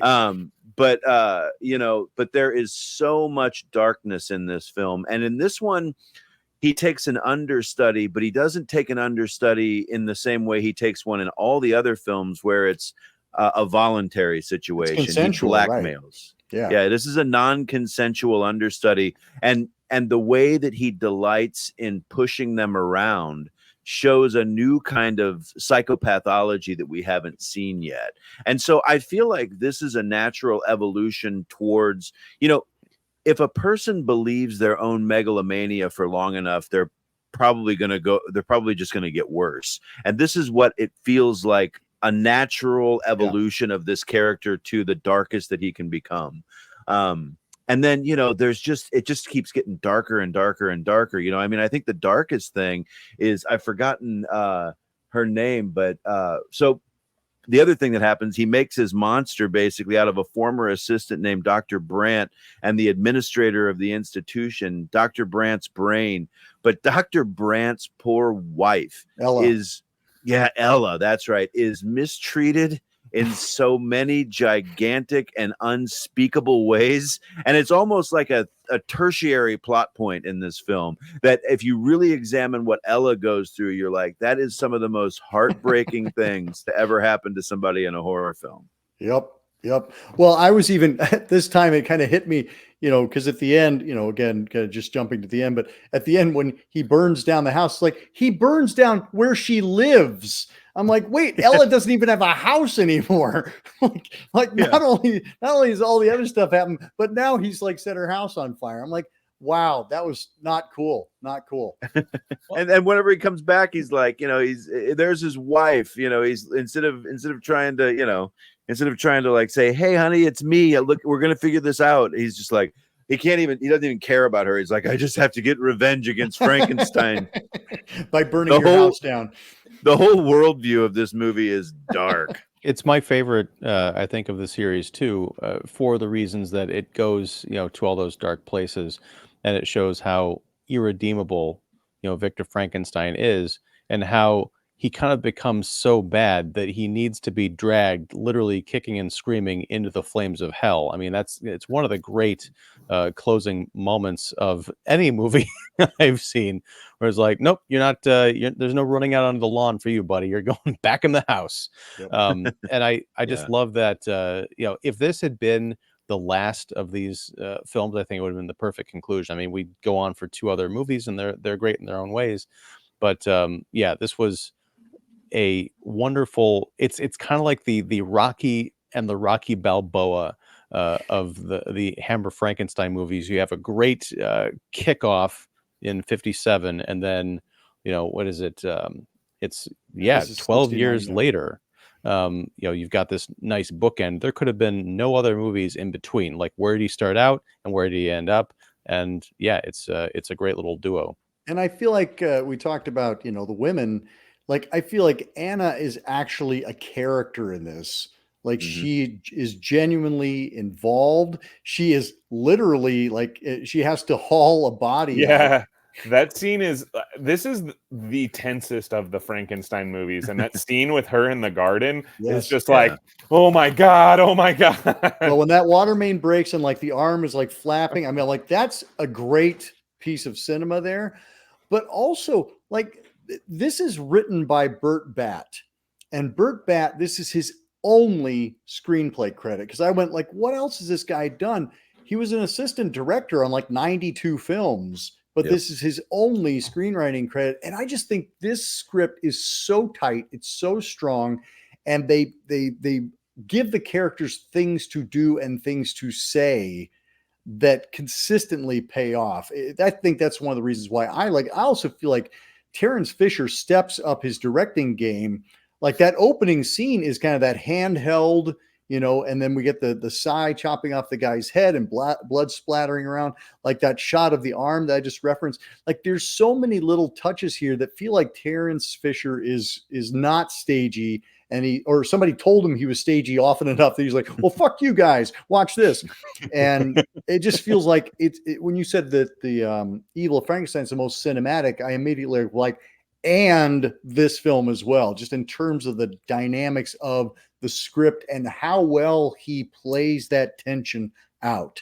There are 3 scenes that I can think of where you're just like, what's going to happen? I'm on the edge of my seat. Yeah, it's also sort of the most it's like an ultra Terence Fisher movie in its darkness, because you really have Dr. Frankenstein as the monster, but it's a story about how that being attracted to anything that's improper will sort of destroy you. And this young man's life is destroyed. His fiance's life is destroyed. This other scientist, his life was already destroyed, but now his wife's life is destroyed. And it's like that corruption just spreads through the whole movie. So like as a moral play, it works really well. And to what you were saying, Aaron, I think that one of the things is really important about the look of this film is what I meant by cinematic is that it looks like cinema. It looks like fiction in The Evil of Frankenstein. Jack Asher's camera work in this one is almost documentary like that, you know, the way that the camera follows things, the handheld nature of it, the get down on the ground kind of feeling of it. It feels it's gritty, the look of it. It's not overlit. There's not highlights and shadows. It's kind of flatter lighting overall. And it just feels like you're kind of in the middle of something that's really happening, which isn't to say that there aren't cinematic moments. I think that there's the moment where Carl and Anna are kind of trying to have a conversation about, they're trying to convince themselves that the morality of selling drugs is okay. And the firelight is just, it's diegetic fire. There's like a fire in a fireplace next to them, but it's playing over their faces. So they're just bouncing back and forth between shadow and dark, or shadow and light, until Frankenstein comes in, and then they cut the fire.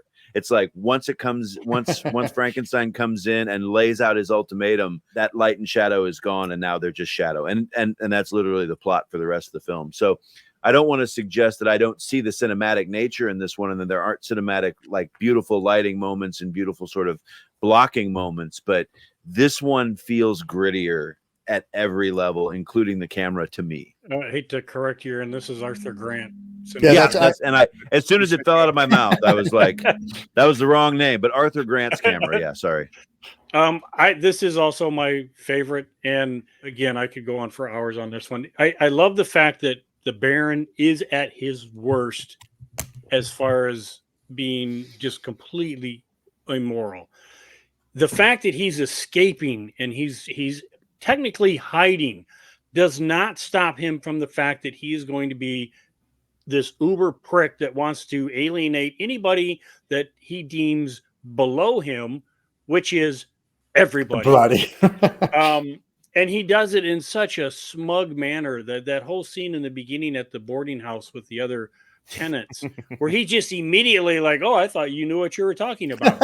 And so, you know, just casually mentioning that, oh yeah, by the way, you guys are all Neanderthals. Anyway, but on the flip side of that, this is one of the films that there are no, like in the previous ones we talked about, that someone's going to get what they deserve, like the three bullies and created woman.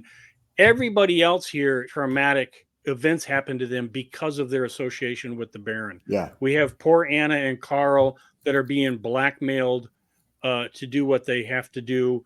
The poor doctors that are getting their brain transplanted not only affects him, but his wife. And just, it literally, he ruins everybody's life that he comes in contact with. So you literally have this parallel in this story where the Baron is at his most evilness and just completely destroys everybody else, because there are no other villains in the film. It is just him. Yeah. And I would like to give a special shout out to that poor actor that was buried with the arm flapping up. I mean, that was some Oscar-winning work there. I mean, being buried and having all that water poured on you. Oh, man. Well, and my wife actually pointed out, she's like, they're the ones who probably broke that water main when they were digging digging the grave. While you're down there, just flap your arm a bit. Keep the camera rolling. What John was talking about, I think, bears mentioning, because there's a couple of other little things about this movie that get overshadowed by the evil of Dr. Frankenstein. But one of them is, if you don't watch that scene where he says, oh, I thought you people knew what you were talking about, where he just absolutely throws those assholes' pomposity back in their faces and humiliates them. If you don't feel like standing up and applauding, you and I don't have the same kind of personality. So that's a brilliant thing about this movie, is that he is never more hateable. And also, there is never a point that I feel more like I want to be his friend in any of the films than at that moment. And the other thing that I don't think gets talked about very often is that one of the things that Fisher is pretty well known for is the linearity of his plots. We usually follow the protagonist throughout, the antagonist, they meet up, whatever the thing might be. Here we have this weird little kind of parallel storyline that's going on between, you know, the main story and then this Thorley Walters inspector character that gets thrown in later.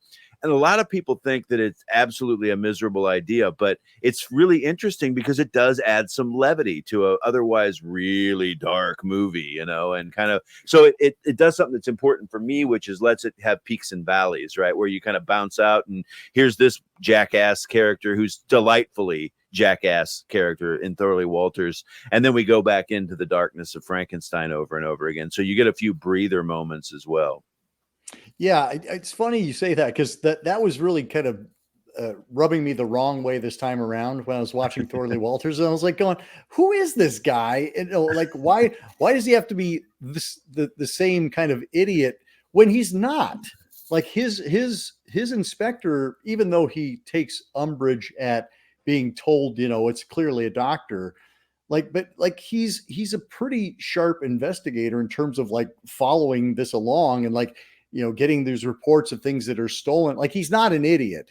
And so I was kind of like wondering, like, why do we need this much bluster and this much kind of buffoonery when it could have been perhaps a more dramatic approach to have somebody who seemed competent, who might actually track down Frankenstein. I never for a moment think that Thorley Walters is going to track down Frankenstein.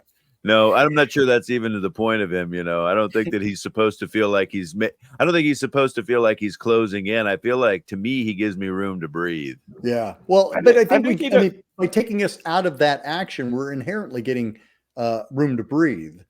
I think that's, so I don't know about that tone, but whatever. Yeah. I think it does serve both purposes, because it gives you room to breathe, but it also sort of increases the dread around watching these two young people whose lives are being unraveled, and knowing like they're getting close. Because if the cops catch them, they catch them, and then we know like, oh, their mom is in trouble. They go to jail. Who knows how you'll look in prison after 5 years, like all that stuff. So I think it sort of, while it does serve as like a bump where like you get comedic relief, it also sort of ups the stakes throughout the whole movie. So yeah. There was one thing you mentioned, Aaron, that I wanted to, that kind of clicked for me during this conversation, how we've spent 5 films at this point. We're invested in Victor Frankenstein and Peter Cushing's incarnation thereof, which makes us very complicit in wanting to watch this movie and watch the exploits of Dr. Frankenstein.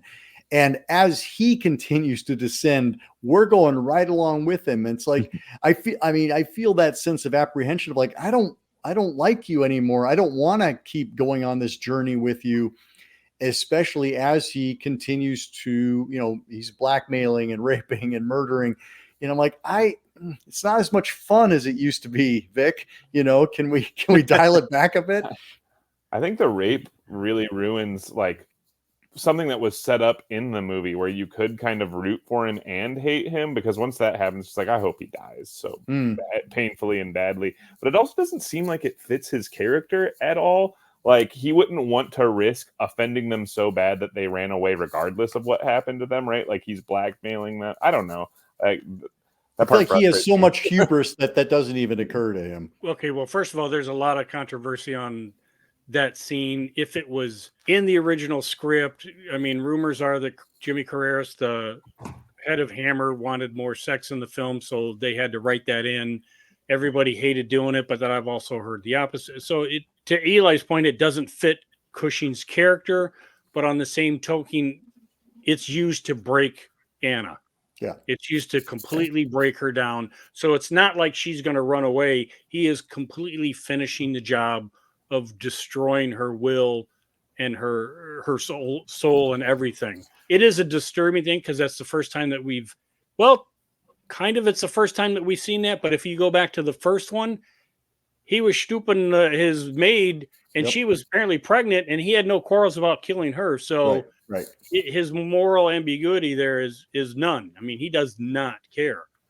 Real quick, I wanted to real quick throwback to Thorley Walters. I think he took a note from Cushing and from Created Woman. He just changed his name and changed his profession from Frankenstein Created Woman and became an inspector in this one. I think that's what we're not seeing here. Yeah, anyway. Well, that's why when I saw Suspect, I was like, wait, he can do something else?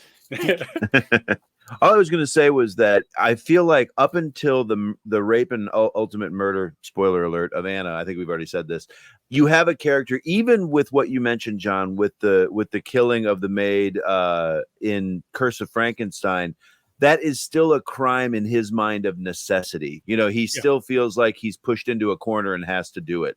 Right. In the case of Anna, it's absolutely just him being an animal.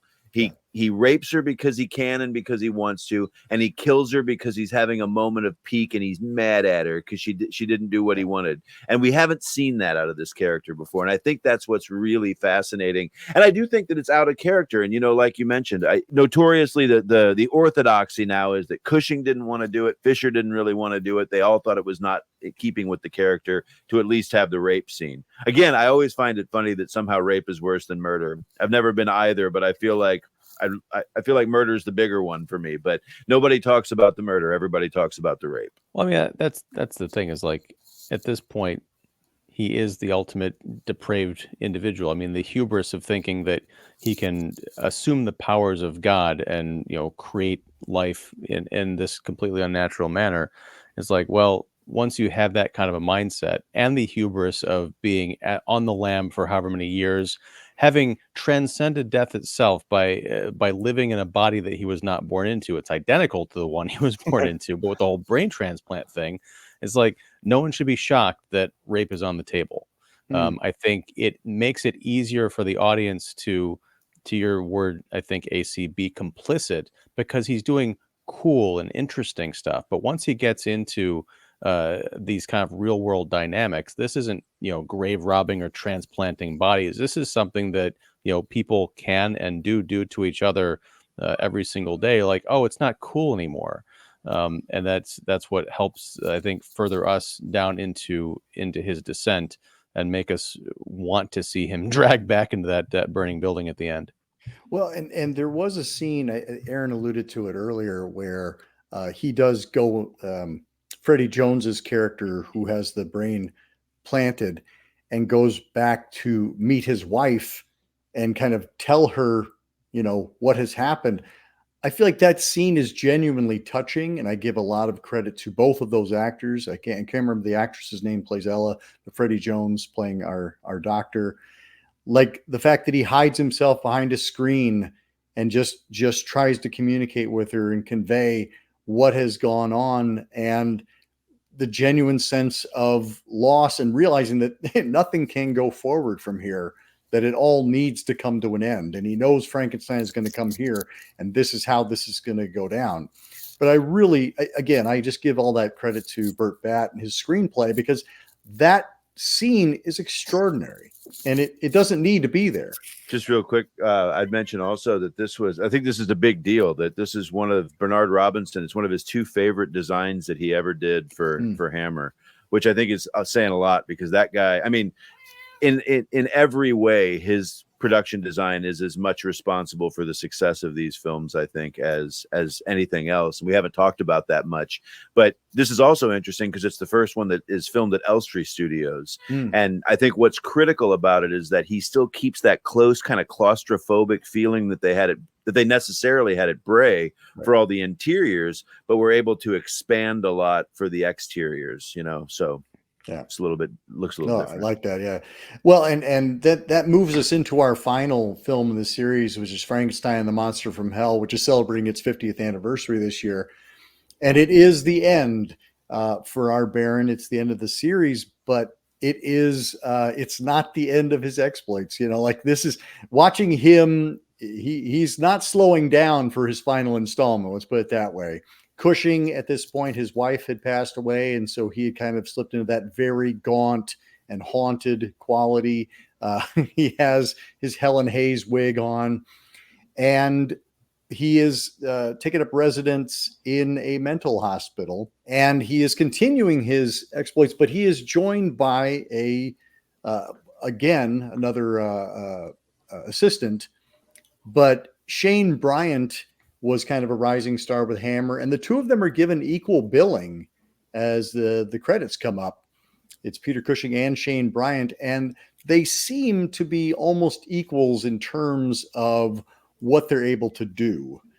He is Cushing, having been dragged into the fire in Frankenstein Must Be Destroyed, his hands are burnt. But he also, did his hands get better for Frankenstein Must Be Destroyed? Because weren't they damaged in Frankenstein Created Woman? Yeah. I was like, wait a minute. You put some salve on there, they heal. He's got That's why Frankenstein. That's why the Right. burns made him worse in the second time, because then it just, doubled the pain. When it comes back, it's even worse. I get it. Yeah. Yeah. But yeah, what are people's thoughts on Frankenstein and the Monster from Hell? I know this one wasn't held in high regard for a long time, but it feels like it is starting to undergo a reappraisal. I'm just curious what people's thoughts are. I love this film. I don't care. I will defend the cheesy looking ape monster till my last breath. It doesn't make any sense, but goddamn, is that an imposing, frightening looking beast? And it has nothing to do with Frankenstein. Like, that's just the way he came. Well, maybe he made some modifications here or there. It continues Cushing's personality to a degree from Must Be Destroyed, because he is very manipulative again. He has no sense of right or wrong. The whole idea of the next level plan of his experiment is, after he creates this, it's going to mate with his female assistant, the Angel, I think her name was. Yep. Yuck. Yeah. So, I mean, there's some lot of twisted shit in here. But again, this is Hammer, and this is at the end that they were literally fighting to stay alive. And I think the reason Shane Bryan got a double bill with him is because of Cushing and Lee, when he decided that he needed a paycheck, were appearing in these films. Hammer was trying to bring out the next generation, Right. with Ralph Bates, with Shane Bryan, and a few others. So that's why they were trying to say this is the next generation. Yep. And Shane Bryan is a little flat in here, but I still like Cushing's character here. David Prowse, who plays the creature, I think he's incredible. The other reason that I love this film is because I searched for decades finding the uncut print, because all of the American things were cut. You would see shots in books that were never in any of the film. There's a famous one where Cushing is tying off an artery with his teeth. Never was in the film. So then you're starting to think, are these just publicity shots on set? And then eventually you realize that no, it is in the film. It is all in there. So that was another fondness that I have for this film, is just that forever search to find the complete version. When does he tie the artery off with his teeth? I think is it on the arm or so, on the Oh, arm, it's or when he's on throwing his hand on. Yeah, that's right. Yeah. He bends over while Shane's doing the tightening or whatever. He leans over and bites it with his teeth. But you're like, that's fucking awesome. I watched the version on Vudu. I don't know if that was. I don't know.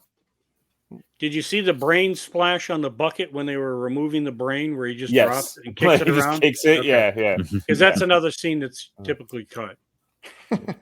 Don't need this brain anymore. Yeah, no fooling. I will say one of the things I love about this movie is it shows Hammer's commitment to trying to find a way to balance between, maintaining the old fans, the fans who want to just see a sort of updated Gothic film, and the ones who are clamoring for whatever's hot right then. This is 1974. The Texas Chainsaw Massacre has been out. Night of the Living Dead's 6 years old by this point. I mean, this is dead smack in the middle of the beginning of the Grindhouse era, and so this is an exploitation movie. I mean, that brain surgery is visceral. Yep. That is a hell of a thing. Let's clip the spinal column, and you're like, oh my god, optic nerves. Let's go through the optic nerves. So I love that about it. And I also love how it bookends. This is Terence Fisher's last movie. This is, who starts and ends it. I think it's his last movie, certainly his last Frankenstein movie. And I think maybe it's his last film. I can't remember now that I say it out loud, but it's certainly his last Frankenstein film because it's the last one. So there's a nice bookend, and there's even a nice little bookend. We didn't mention it. One of the most famous lines from The Curse of Frankenstein is, after the servant girl is killed, there's this scene where they're at breakfast, and he says, "Pass the marmalade," to kind of show the urbane banality of his life versus the incredible, horrific things that he gets up to. And there's this sequence in here where they're doing something horrendous, and then the woman brings in dinner, and he's like, kidneys, delicious, and there's just, again, that nice counterbalance. So there's almost like a callback in here. I don't think it's the strongest entry. I do think that there's a lot of very understandable criticisms about the monster. It is a good monster, but they they make David Prowse do too much acting, specifically breathing through what then becomes clearly a mask. Yeah. Where he's hyperventilating and you can't see the mouth or face move at all. And I think that really takes you out of it. I mean, it was an opportunity to do something different, and they didn't take that opportunity. But on the other hand, it's an opportunity to see Darth Vader swing Grand Moff Tarkin around, 3 years before that actually happens in Star Wars. So, at least you got that. I wasn't super into this one. I love the premise of this movie. I love the gore of this movie. I don't even mind the monster design, but I do mind that fuck-ass... I shouldn't cuss, should I? I don't know. Are we? No, please, have at it. Yeah, that wig that Peter Cushing is wearing that makes him look like my 5th grade teacher. I don't understand what's up with that. But and why is it blonde? Yeah, I don't know. But for me, it's a really interesting movie. And it stays that way right up until the 3rd act, and then it's like, well, we're gonna have Ingrid Pitt's girlfriend sleep with a gorilla that has a different brain, and that's gonna create a better monster. And it was like, I don't even understand. I went and read a synopsis of this movie afterwards that didn't even mention that plot point because I was trying to wrap my head around it. So then I had to rewind it and watch it again. And I was like, I still don't get it. I don't understand. So I think it's really interesting from just an evolution of horror standpoint with all of the gore and everything. And I think the premise of the sort of insane asylum and the fact that Frankenstein has sort of manipulated his way in there as a result of his crimes, and one of his acolytes finds himself in his charge. I think the Frankenstein's other assistant, I can't remember her name, the mute girl. Angel, played by Madeline Smith. Yeah, that whole thing's really interesting. She was in Vampire Lovers. Yep. That was my Ingrid Pitt's girlfriend joke. But yeah, I think she's really good. But when that 3rd act, it doesn't feel as tight for me, and it doesn't have that same oomph that the rest of the Hammer Frankensteins bring. So, well, I mean, it's not the greatest movie, and it's certainly not my favorite, but I do love that as Frankenstein or Hammer Frankenstein is, showing itself out the door, it's still swinging for the fences with this. It's a great story. I mean, Eli, to hear you recount the synopsis, I'm like, yeah, they could just do this as a movie today to remake and kind of take out some of the goofy stuff. I think this is the worst iteration of the monster that I could even conceive of.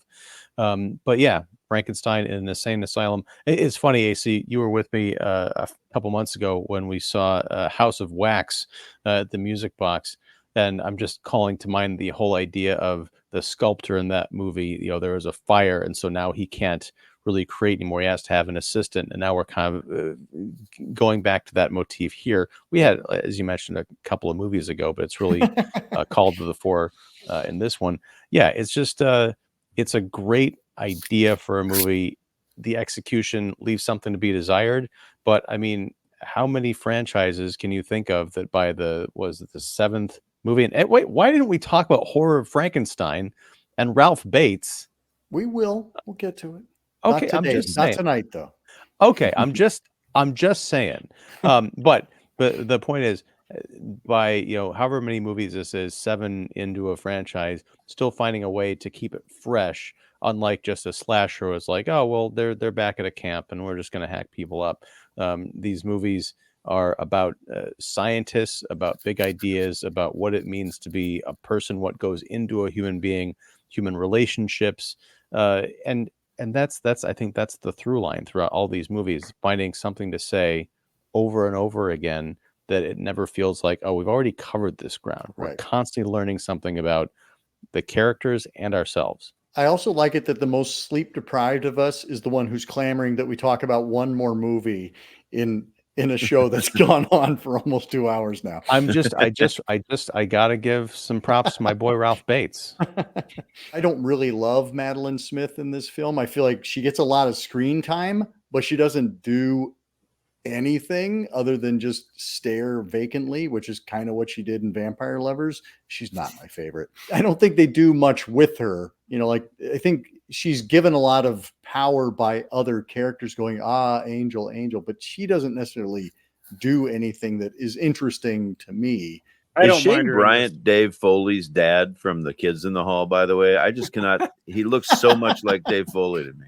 No, I do not believe he is. I don't mind Madeline Smith in here. I think she does a little bit better performance than what you were claiming. I don't think she was given a lot to do. She has no par she for has the no course. dialogue. But again, it's we're here to watch Cushing and we're here to watch the monster. I don't think Shane Bryant does a great job here, and I like him as an actor. I think those are part of the set dressing, and they're not given a lot to do. I think it's mainly Cushing and the creature and the gore, because I think this is probably one of the most goriest Oh, sure. out of Unequivocally. the set. Yeah. But then you also have in a smaller role, Patrick Troughton plays the body snatcher. Right. Who How does Doctor Who only get that tiny ass part? exactly? I mean, well, he was in Scars of Dracula in 1970, so he'd already worked kind of with Hammer here and there. But yeah, he had already done his stint as Doctor Who, and here he's playing this bit role as a grave robber. Which anytime again these people show up, it's a nice added bonus to the film. But I think the whole point of all of these films is obviously Peter Cushing. He's the one that holds these together. He's the main reason that I think a lot of us continue to watch these. If I didn't have enough respect for the guy, there's a quote that he had said, and I'm going to paraphrase it, but when someone had asked him of why he does these films, he had said, because that's what my fans want. Who wants to see me in a Hamlet playing Hamlet? Nobody. He goes, but who wants to see me doing Frankenstein? Everybody does. So that's what I'll do. Now, yes, I agree, Eli. I would watch him read my grocery list. But the whole point is that he didn't see this as below him. He didn't see this that he would walk in and just read the lines. He gave his performance everything, every time. Yep. And he definitely brought the production up even higher than it would have been. So I think that is not only an amazing actor, a great human being, that he didn't see these as just schlocky horror, or if he did, you'd never know in his performance. Right. Final thoughts on the Frankenstein legacy coming out of Hammer. It's an important step in our history, in the horror history, and I think that it is one that every horror fan should take, not just in the Frankenstein, but in Hammer in general, because the more you watch them, you will see more, and there's a hell of a lot of stuff here to admire. In terms of if there's anybody watching this who was like some of us on the panel who had never heard of Hammer films or had heard of them but not seen them until perhaps much later in life, kind of skeptical, like, they're kind of cheesy, I don't know what this is all about. If for no other reason, watch these Frankenstein movies to see the evolution and destruction of a great film villain. I think one of the problems we've seen in recent years in terms of like mainstream films is you'll have a villain, but there's always this sort of humanizing element. Oh, they're doing this because of this, or, they're misunderstood or what have you. No, Victor Frankenstein in this movie or this series is pure evil, and there's no explanation. There's no explaining it away. He's a force to be reckoned with who is ultimately undone by his own creations, and he lives it's not a very romantic life. It's miserable. He's constantly on the run. He's again getting killed and having to be transplanted into a clone of himself. It's a very weird series, but yeah, these movies, as was said before, is not about the monster, the creation. It's about the monster, the man, which I think makes it one of the most chilling film series you'll see, but also one of the most varied. It's got chilling entries, it's got more cerebral entries, it's got downright comical and off the wall entries, but they're all worth watching. I personally think if there's any enterprising filmmakers, screenwriters out there, I think it's high time that we saw these ideas kind of explored in a modern lens with some more ideas added to them, because I think the idea of exploring Dr. Frankenstein as the villain, as has been talked about a lot here, still has some juice in it that with some modern audience sensibilities could hit pretty hard. I'd like to see it. I can't think of another example. I'm sure there is one, but I can't think of another example where 16, 17 years span over 6 films, a single actor holds together that much of the center of gravity of a series, quite like Peter Cushing does. A character maintains their fundamental integrity, quite like Victor Frankenstein does. I mean, there's peaks and valleys and changes, but ultimately he's the same kind of obsessive in 1974 as he was in 1957. So I think it's worth watching for that. That character is worth watching. It's worth watching to see the different lenses through which it's shot,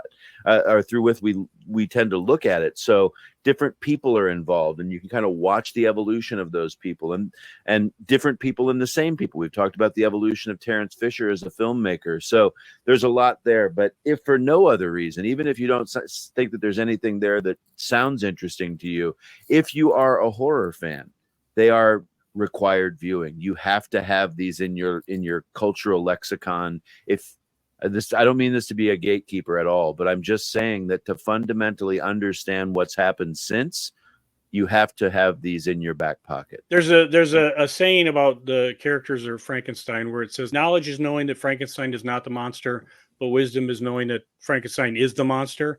And I think that is ever more apparent in the Hammer version, as opposed to, you could argue, the Universal or the other ones, but he definitely is the monster in this series. And what I find fascinating about this is that because there were so many people who loved the Universal films and liked that quality of them, when these films came out, when Hammer broke down the door, these films were just maligned. Critics hated them. And they were kind of the rock and roll of their day.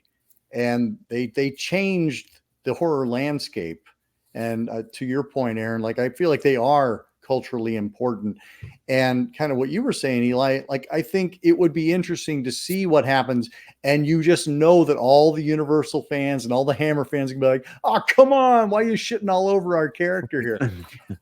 But that is that's how things work, is that we're gonna see things rock the boat, and sometimes we'll like them in the moment, and sometimes we will come to appreciate them. And I really appreciate this panel, and this is one of my favorite franchises in horror. So it was fun to share this time with you all, and thank you all for coming on. Until next time, keep searching, keep exploring, and keep sharing the scare.